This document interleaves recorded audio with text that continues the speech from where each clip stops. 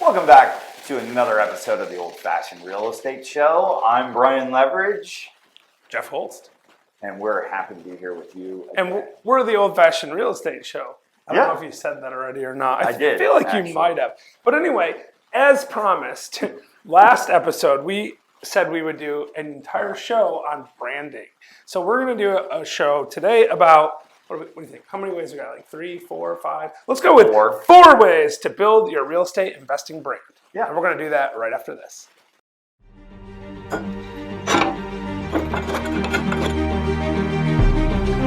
Welcome to the Old Fashioned Real Estate Show, where hosts Brian Leverage and Jeffrey Holst for our old fashioned real estate advice.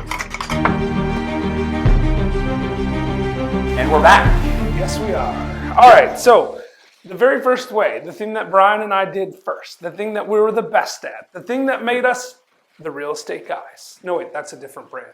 Yeah. The thing that made us the old-fashioned real estate guys was we created our own platform. Yeah. So Brian and I were drinking old fashions at a particular steakhouse that we like here in Chattanooga. If you ever come see us in Chattanooga, we might even meet you there, especially if you buy us a drink. Yep.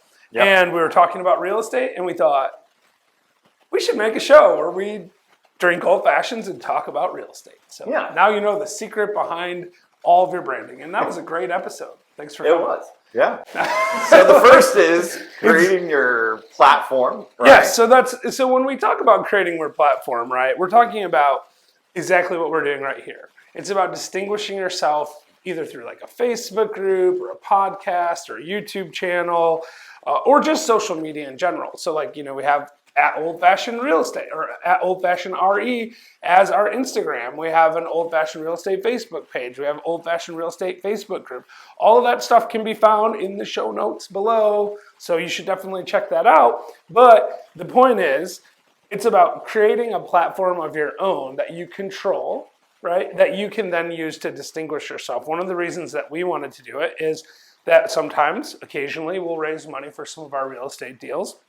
And we thought to ourselves, if people look for us, like, so if I meet somebody, so I go into a store and I'm talking to someone about real estate investing and they're like, wow, that sounds interesting. I might want to invest with that guy. The first thing they're going to do is they're going to go home and probably pop my name into the interwebs somewhere. And I wanted to show up speaking about real estate. So that really is the main reason why we came up with the idea of creating our own platform. And frankly, it's been amazing.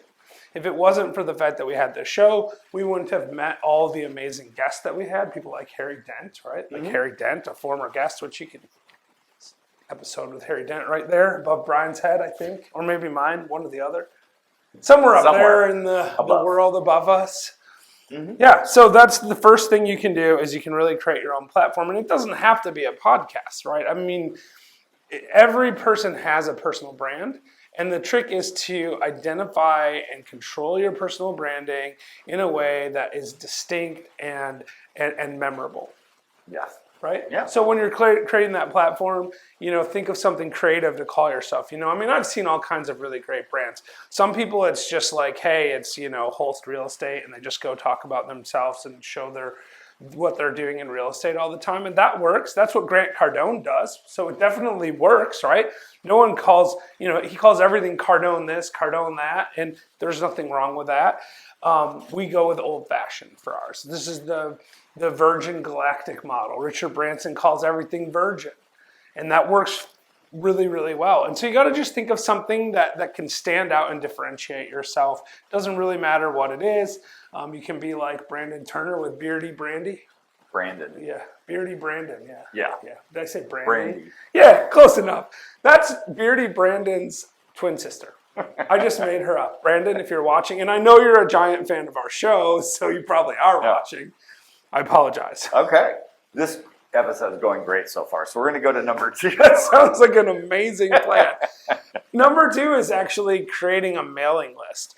This is pretty self-explanatory, but what you're going to do with this is you're going to take that first step where you create a platform and you're going to try to capture people's information. This can be something like doing giveaways or just whenever someone hands you their card, or says, hey, I want to know more about it, just make sure you grab their email address, their phone number, and put that into some kind of database where you have it for future. Yeah, I think really the big thing there is that you're engaging with your audience repeatedly. Yep. It's not so much about just sitting here filming a show and putting it out there and hey, that's great. You're going to get people reaching out to you, asking you questions, or if you're trying to put together investment opportunities or whatever else, it's a great way to stay engaged, with your with that list, your subscribers or whatever they are. Right, and I mean, in full disclosure, Brian and I haven't been awesome about this. Yeah. But if you would like to join our mailing list, that'll be down below in the link that says Exactly. click here to join our mailing list, and we'll be happy to have you on the list. And then the next thing on that, which is something that I think you've done incredibly well with, is using other people's platforms to promote your own.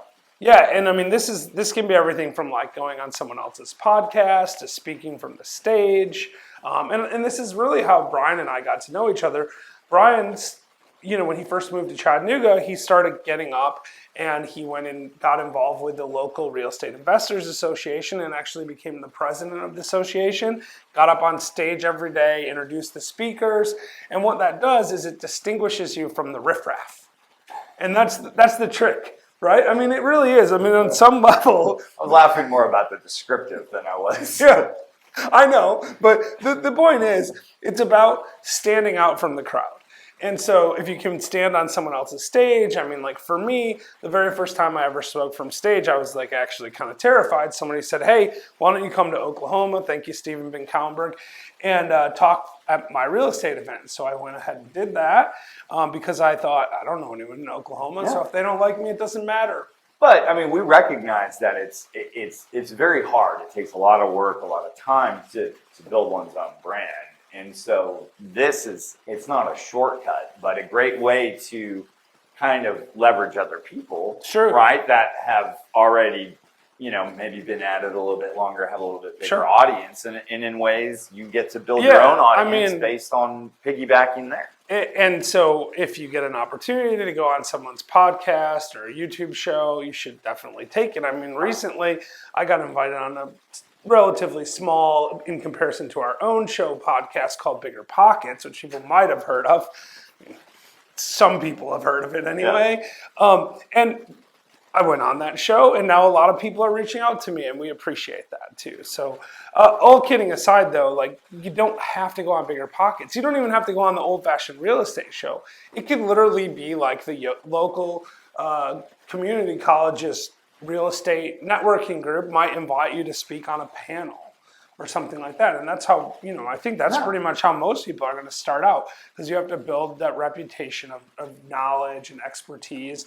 And the more you do those things, the more opportunities you're going to get. Mm-hmm. Absolutely. All right. So now the fourth way to build your personal brand, and again, this is probably the most important way to build your personal brand, is networking. That's right. Go to local real estate meetups, talk to real estate people, give Brian Leverage a call. His personal cell phone is, no, I'm just kidding. I don't know it well, I do actually, but I'm not going to tell the whole world.